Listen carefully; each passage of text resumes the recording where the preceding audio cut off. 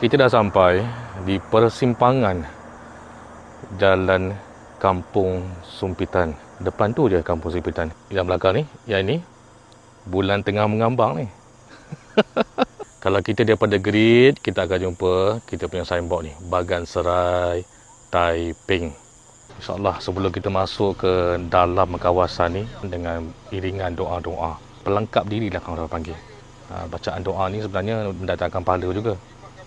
Setiap surah yang dibaca tu ada dia punya kelebihannya masing-masing. Ya. Nanti bila kita dah jalan dia, aku tunjukkan.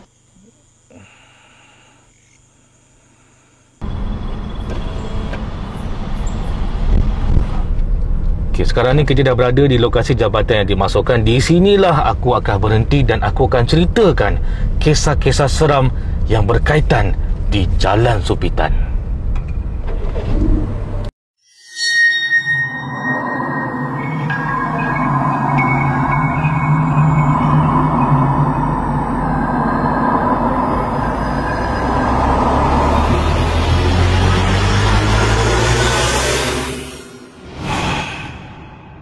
ولكل وجهة هو موليها فاستبقوا الخيرات أينما تكونوا يأت بكم الله جميعا إن الله على كل شيء قدير. Okey, sini ya. Assalamualaikum warahmatullahi wabarakatuh dan salam sejahtera. Terima kasih kepada semua yang hadir dalam kisah seram alam jin. Kali ni agak berlainan sikit ya daripada sebelum-sebelumnya. Sebelum ni aku buat dekat studio. Tapi kali ni disebabkan konten aku berkaitan dengan Jalan Sumpitan di Perak ni, maka aku buat cerita isu kisah seram kali ini berada di lokasi berkenaan Jalan Sumpitan, negeri Perak.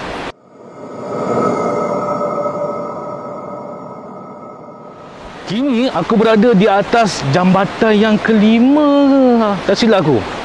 Jambatan kelima ke ketiga ke keempat. Allah lah, aku lupa nak kira ni. Tapi di sinilah beradanya tempat yang dikatakan angker di Jalan Sumpitan. Ada beberapa kisah yang melibatkan Jalan Sumpitan. Ada beberapa kisah seram. Yang pertamanya,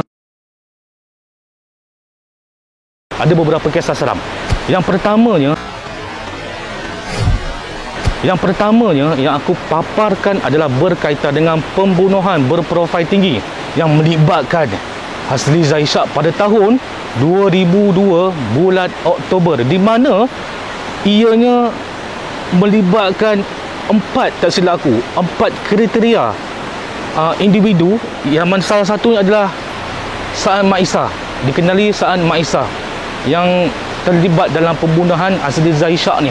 Kisah pembunuhan tu berlaku di jambatan ini, di air terjun, belakang ni air terjun, ni jambatan ni. Hasriza Ishak ni, dia ni merupakan salah satu ataupun isteri kedua kepada Diraja Hilir di Perak ni. Kemudian jenazah Hasriza Ishak ni dilontarkan. Allahu Akbar.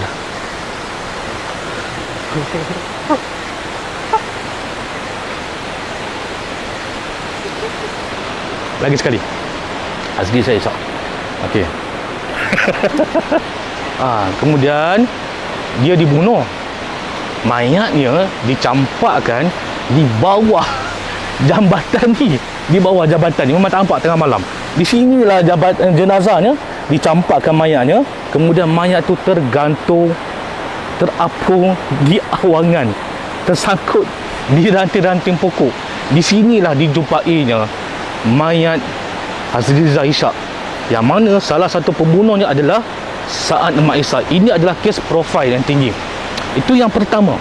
Yang kedua, kisah ini melibatkan dua sahabat yang hadir di Jalan Sumpitan, di jabatan ini juga untuk membuat paranormal. Dua sahabat ni dia hadir ke sini untuk buat liputan yang macam ni. Sahabat yang pertama tengah merakam, sahabat kedua tengah bercakap macam aku ni. Tiba-tiba di belakang sahabat yang tengah bercakap ni, aku namakan dia sebagai Naim. Naim ni tengah bercakap, tiba-tiba mereka berdua ni tak menyedari bahawasanya di belakang Naim ni terdapat satu lembaga yang timbul tau. Lembaga ni katanya cuping telinga ni panjang, berbulu, berbadan besar, bermata kamera. Yang nampak ni bukan Naim, sebab Naim yang bercakap.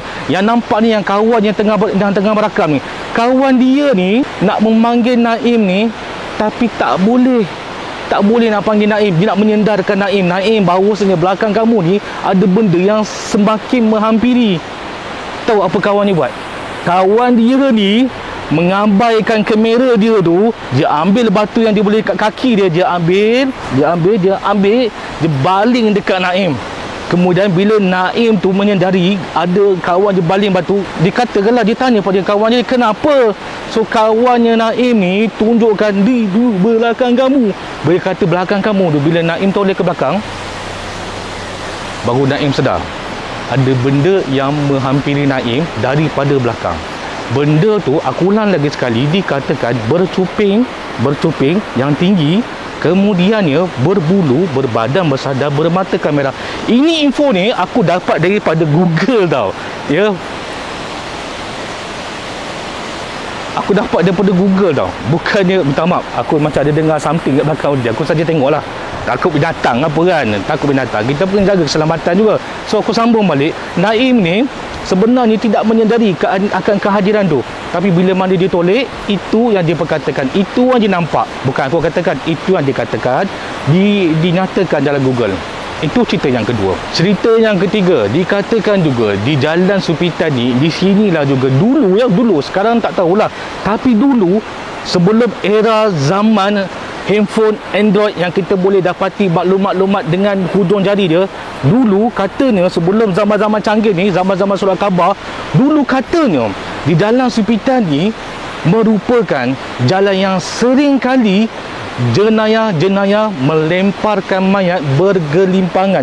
Bukanlah banyak, maksudnya ada satu, kemudian ada kes lagi, di sana pun ada lagi kes campak mayat, lebih kurang macam tu. Ada jenazah dalam umur 50-an macam tu, lelaki, dijumpai di tengah-tengah jalan, di Jalan Supitan. Di sini yang perolehi adalah penduduk setempat. Kemudian itu dikatakan menjadi kes polis lah. Ini yang dikatakan info daripada Google juga, bukan daripada kenalan-kenalan. Ini daripada Google juga. Dikatakan menjadi tempat persinggahan kepada kes-kes jenayah. Dan cerita yang keempat, ini daripada sumber rakyat Marhin tempatan. Katanya di Jalan Supitan ni ada satu bus stop tau. Bus stop di mana bus stop ni selalu dan sering rakyat-rakyat Marhin di Jalan Supitan, kalau dalam pukul 1 ke atas, 2 ke atas, kalau melalui jalan tu, sering kali, ya, katanya dikabarkan sering kali terserempak dengan satu tubuh tanpa kepala duduk di bus stop berkenaan, menanti mangsa, iaitu manusia macam kita ni, kulu dan kilir. Dia akan mengganggu manusia tu. Kalau akulah. Kalau kalian yang mendengar tengah lalu pada waktu ketika tu, ada benda ketika tu yang tanpa kepala tengah duduk dekat bus stop tu, kenalah ganggu. Ganggu macam mana tu? Ada dikatakan dia menumpang belakang, tiba-tiba dia nampak dia berlari, mengajar. Ini yang dikatakan oleh rakyat Marhin tempatan di Jalan Supitan. Tubuh badan tanpa kepala. Apa dia? Okey. Aku tak boleh dah cakap lama sebab ada beberapa perkara. Korang bacalah kat bawah ni apa dia yang aku tulis ni, sebab ada something wrong. Aku tak boleh. Aku nak masuk cerita yang kelima, tapi cerita yang kelima ni aku tulis dah dalam bentuk kata-kata. Korang tengoklah.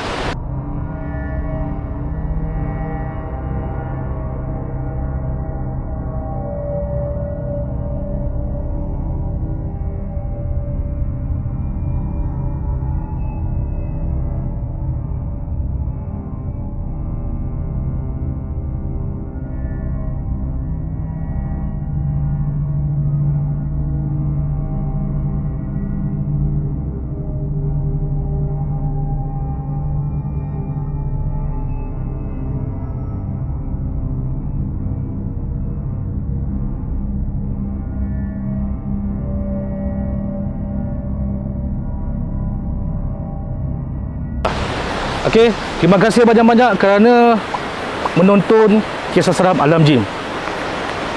Kita jumpa dalam kisah dan episod yang seterusnya. Assalamualaikum warahmatullahi wabarakatuh. Jom.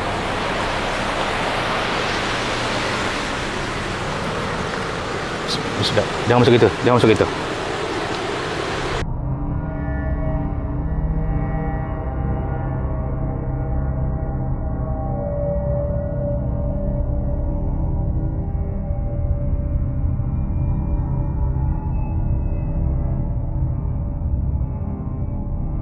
Bismillahirrahmanirrahim. Allahu la ilaha illa huwal hayyul qayyum la ta'khudhuhu sinatun wa la nawm lahu ma fis samawati wa ma fil ardi man zal ladzi yashfa'u indahu illa bi iznihi ya'lamu ma bayna aydihi wa ma khalfahum wa la yuhituna bi syai'in min ilmihi illa bima syaa wasi'a kursiyyuhu samawati wal ard wa la ya'uduhu hifdhuhuma wa huwal aliyyul azim wa la ya'uduhu Al-Aliyyul Azim.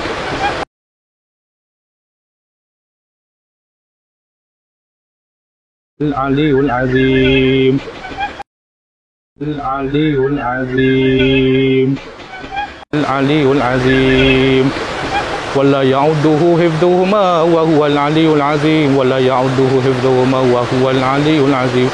ولا يعده حفظهما وهو العلي العظيم ولا يعده حفظهما وهو العلي العظيم ولا يعده حفظهما وهو العلي العظيم ولا يعده حفظهما وهو العلي العظيم ولا يعده حفظهما وهو العلي العظيم ولا يعده حفظهما وهو العلي العظيم ولا يعده حفظهما وهو العلي العظيم ولا يعده حفظهما وهو العلي العظيم أعوذ بالله من الشيطان الرجيم بسم الله الرحمن الرحيم الحمد لله رب العالمين الرحمن الرحيم مالك يوم الدين إياك نعبد وإياك نستعين اهدنا الصراط المستقيم صراط الذين أنعمت عليهم غير المغضوب عليهم ولا الضالين آمين أعوذ بالله من الشيطان الرجيم بسم الله الرحمن الرحيم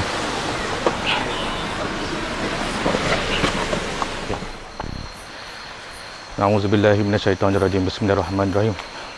Buat kalian semua, di sinilah yang diperkatakan oleh rakyat Marhain, penduduk setempat Jalan Supitan, yang mengatakan bahawasanya terdapat makhluk yang menyerupai badan manusia tetapi tanpa kepala, menunggu menanti barang sesiapa yang melewati menyusuri jalan ni, menanti untuk diganggu. Itulah perbuatan yang dilakukan oleh makhluk yang menyerupai badan manusia tetapi tanpa kepala. Di sinilah bus stopnya yang diperkatakan, hangat diperkatakan. Allahu Akbar. Subhanallah. Jujur aku katakan, meremang juga. Okeylah. Itulah kisah yang diperkatakan. A'udzu billahi minasy syaithanir rajim. Wa nunazzilu minal qur'ani ma huwa shifaa'un wa rahmatun lil ولا يزيد الظالمين إلا خسارا